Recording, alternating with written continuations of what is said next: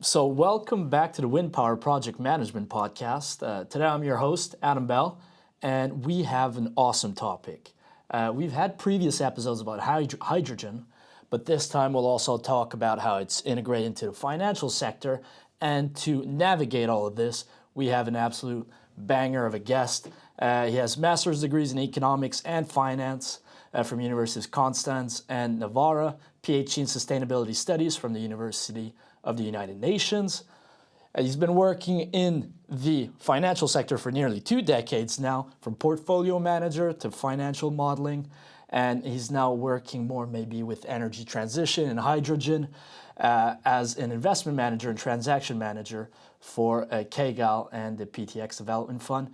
A very warm welcome to the podcast, Martin. How you doing? Very well. Thanks a lot for having me. Nice to be here. I'm happy that you could join us. We keep hearing that hydrogen is always 2 years away, and it always seems that it's being pushed back. What is kind of preventing the green hydrogen revolution right now?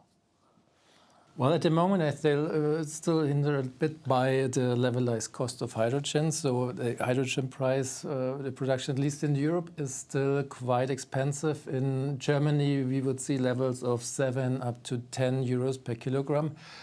In other countries like Spain or Sweden, Norway, you would see lower levels, and that would be maybe 5, 6 euros per kilogram, as I guess. But there's still more than double the price of the grey hydrogen or the hydrogen that you get from natural gas.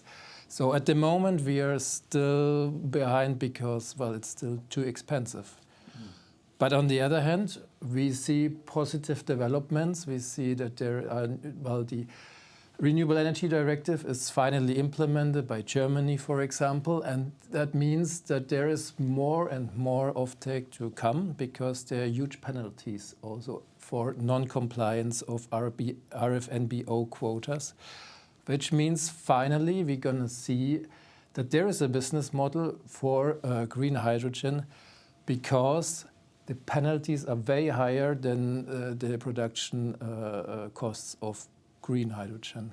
So that makes me quite optimistic about that. It's not 1 or 2 years away, but the ramp up is going to start now. That's awesome. So we're progressing towards a ramp up, and you mentioned the word off-taker.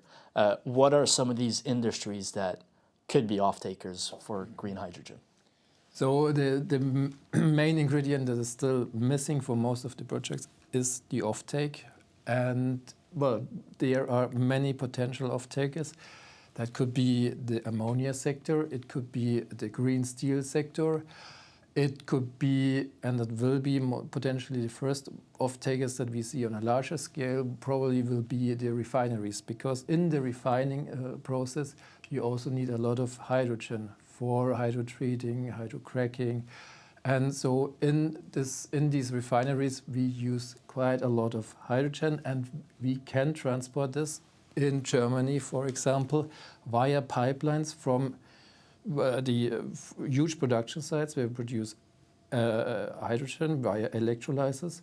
For example, one that we discussed in our class today in northern Germany, that's Lubmin site. There are plans to produce up to 4 or 5 gigawatt of electrolyzer capacity and to produce the green hydrogen and then pump it through the pipelines to the refineries where we can use it to produce in the end fossil fuels. So somehow paradoxically, the fossil fuel industry may help us to start the ramp up of the green hydrogen industry.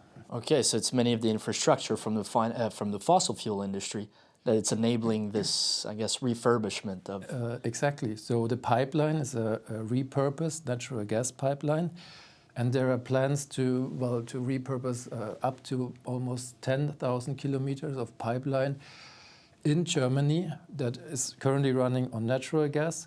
And that's going to be run on hydrogen, and the first stretch is already open. So 400 kilometers are working with hydrogen. Okay, so beyond the pipeline that's near the Lubmin site, are there other, I guess, characteristics for that area that makes it such a good investment opportunity into green hydrogen?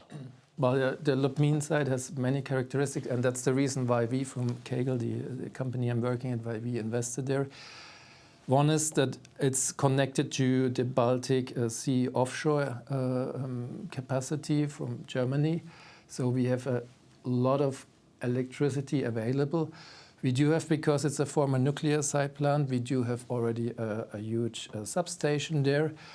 We do have water available because water is also scarce. So many times you can't really just use the groundwater. You have certain restrictions also from an environmental perspective.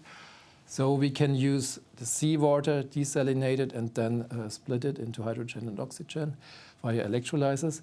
And finally, we have the pipeline connection, because Lubmin is also the area where the Nord Stream 1 and 2 pipelines, the gas pipelines from Russia just landed. And these, well, here we have all the necessary ingredients. We can serve the offtake. We have the power, or the two input factors, water and the power available. So we've known that, I guess, China has been dominating the hydrogen sector in the past few years. What can European governments or regulators do to really incentivize green hydrogen production in Europe? Well, there's a lot done via the regulation, the Renewable Energy Directive. Then this needs some of it needs to be implemented on a member state level. And in Germany, we see that have been just last week introduced certain sub-quotas for the use of RFNBO in the transportation sector. So here is a strict obligation for fuel suppliers to also use RFNBO in maybe the fossil fuel production process, so directly in the process of the refineries, or also by serving the transportation sector, the road transportation sector, via hydrogen to be used in fuel cell vehicles or e-fuels. But economically, it would, well, I think at the beginning it would mainly go first into the refining sector. So that would be one option. The other option where we see regulation incentivizing quite a lot of hydrogen usage is via the eSAF market. So that's the sustainable aviation fuel that is produced also from hydrogen, so from electricity and some carbon source that may come from, for example, biogas, so biogenic sources. And here also there's an EU regulation implemented that makes it obligatory for the fuel suppliers of kerosene to have a certain blending quota of eSAF, and that's starting by 2030. And well, that's also a market where we see that the EU regulation is incentivizing the market ramp up. And then when we look at the manufacturing side, because you mentioned China, China is already dominating the alkaline electrolyzer sector. I think what the European Union just implemented was also that for subsidies, there's a certain EU component to be met by the projects. So they need to have a certain percentage of components coming from European suppliers. And that would also, well, help, hopefully, the industry to ramp up and get some economies of scale, which in the end then would lead to lower prices also of the OEMs or the main components, that's the electrolyzer stacks. Okay. But let's say you mentioned the alkaline electrolyzers. Are there other technologies, and which one, is there one in particular where Europe is kind of focusing right now to get a competitive edge? At the moment still, but we said alkaline is already dominated by the Chinese players. There are also some European players around, but at the moment, the PEM market seems to be the market that is mostly, well, that seems still to be dominated by the European players. And here, the PEMs, that are the electrolyzers that can work more on a variable scale. So they can really connect better to renewable energy and get, well, more or less production, whereas the alkaline electrolyzers, they should run more on a stable production, ideally on base load or something. But the PEMs, that are the ones that could be connected to renewable energy production on a variable scale. And here, European players are still dominating. And, well, hopefully they remain.